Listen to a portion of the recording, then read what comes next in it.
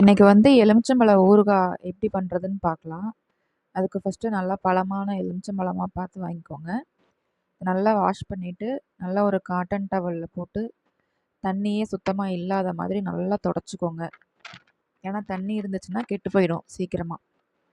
தண்ணியே இருக்கக்கூடாது, நல்லா ட்ரை பண்ணி தொடச்சிருங்க முடிஞ்ச அளவுக்கு. அப்புறம் அதை ஃபுல்லாக கட் பண்ணிவிட்டு அதுக்குள்ளே இருக்கிற விதை இருக்குது பார்த்திங்களா, அதை எடுத்துடணும்.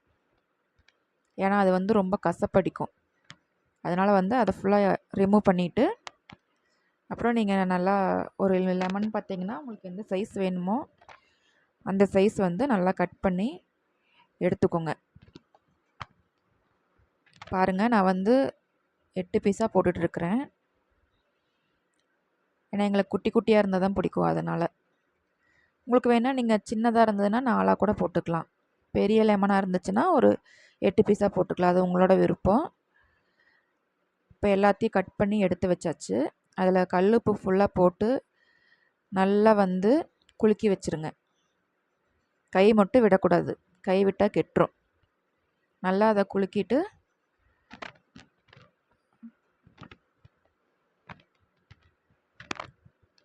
இப்போ பார்த்திங்களா குலுக்கிட்டோமா. இதை வந்து முக்கியமான இன்னொரு விஷயம் என்னென்னா, இதை வந்து பிளாஸ்டிக் டப்பா, பீங்கான், கண்ணாடி, அந்த மாதிரி மண்பானை அந்த மாதிரி பாத்திரத்தில் போடுங்க. நம்ம கல்லுப்பு போடுறதுனால வந்து சில்வர்லேயோ இல்லை அலுமினியத்துலேயோ போட்டு வைக்கக்கூடாது. அது ஃபுல்லாக உப்பு பொரிஞ்சிரும், பாத்திரமே ஓட்டையாயிடும். இப்போ இது நல்லா ஒரு மேலே காட்டன் துணி போட்டு கட்டி நல்லா கட்டிடணும். அது எதுக்கு கட்டுறோன்னா, நம்ம ஒரு 3 நாள் ஊற வைக்கிறோம்ல, டஸ்ட்டு போகாமல் இருக்கிறதுக்கு. இப்போ பாருங்கள், ஒரு 3 டேஸ் ஆயிடுச்சு, நல்லா ஊறிடுச்சு. இப்போ வந்து வெந்தயத்தையும் கடுகு ரெண்டையும் போட்டு நல்லா வறுத்துக்கோங்க.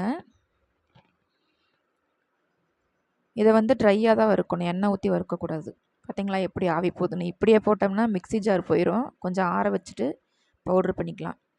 இப்போ வந்து நல்லெண்ணெய், முக்கியமாக வந்து ஊறுகாய்க்கு நல்லெண்ணெய் தான் ஊற்றணும். பார்த்திங்களா பவுட்ரு பண்ணியாச்சா. இப்போ அது இருக்கட்டும். இப்போ எண்ணெய் காஞ்சிருச்சு. அதில் வந்து கடுகை போட்டுட்டு நல்லா பொரிஞ்சதுக்கப்புறமா இப்போ வந்து நம்ம லெமன் அதில் போட போகிறோம். பார்த்திங்களா, அதில் தண்ணி இருக்கிறனால தெறிக்கும், அதனால் கவனமாக பண்ணுங்கள். நல்லா ஊற வச்ச லெமனெல்லாம் அதில் போட்டுட்டு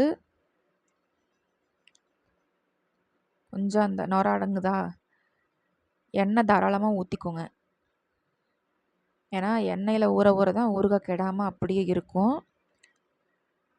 போட்டிங்களா. இப்போ வந்து மிளகாத்தூள், நல்லா மிளகாத்தூள் போட்டு நல்லா கலரி விட்டுக்கோங்க. உங்களுக்கு எவ்வளோ காரம் வேணுமோ அவ்வளோ போட்டுக்கலாம். இப்போ நம்ம பவுட்ரு பண்ணி வச்சுருந்தோம்ல கடுகு வெந்தயமும், அதையும் போட்டுக்கலாம். போட்டு நல்லா கலரி விடுங்க. பார்த்திங்களா, நான் வந்து கடுகை லைட்டாக வந்து ஓவர் ரோஸ்ட் பண்ணிட்டேன், அதனால் அப்படி இருக்குது. ஆனால் டேஸ்டெல்லாம் வந்து சூப்பராக வந்திருக்கு. இப்போ அது கூட வந்து கொஞ்சம் பெருங்காயத்தூள் போட்டுக்கோங்க. போட்டிங்களா, அவ்வளோதாங்க, டேஸ்ட்டான ஊறுகாய் ரெடி ஆயிடுச்சு. ரொம்ப சிம்பிள் தான். என்ன ஊறுகாய் போடுறதுல முக்கியமான விஷயம்னா கை வைக்கக்கூடாது, ரெண்டாவது வந்து தண்ணி படக்கூடாது, அவ்வளோதான்.